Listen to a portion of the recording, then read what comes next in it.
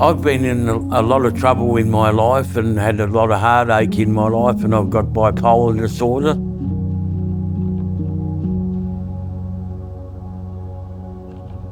We look at the person as a whole. We look at them as a whole and say, okay, how did that person get into this situation? People who come to me, we sit down, we have a chat before we do anything else. So it's about breaking down the barrier first before we get into the serious stuff. Vincent's an interesting character. He first came along in a lot of need for emergency relief. And we sat down, we had a chat, and I said, well, how about we get you to see Sonia, because you have a lot of bills, and we get you to see Hop, because you need some assistance with your mental health.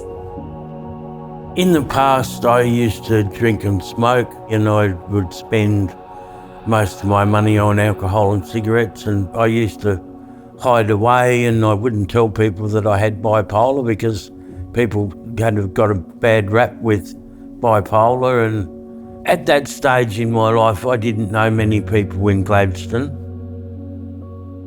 I think it was probably about 4 or 5 years ago that I first met Vincent.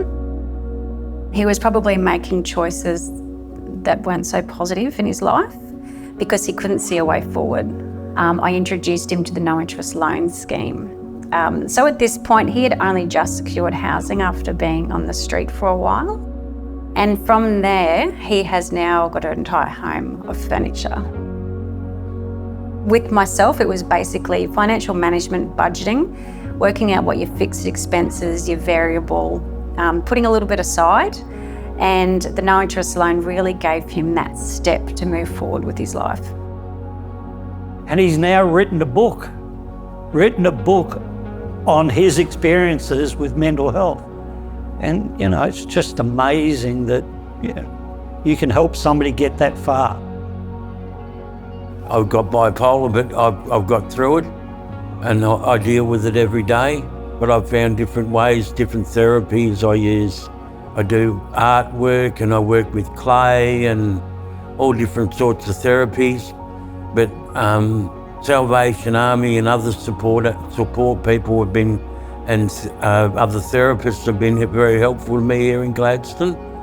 And I decided to write a book about it and try to help other people to try and, like, especially young people, to try and avoid getting into the trouble what I got into.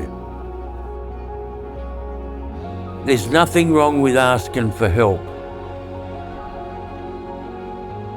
The Salvation Army was there for me, and they never judged or anything.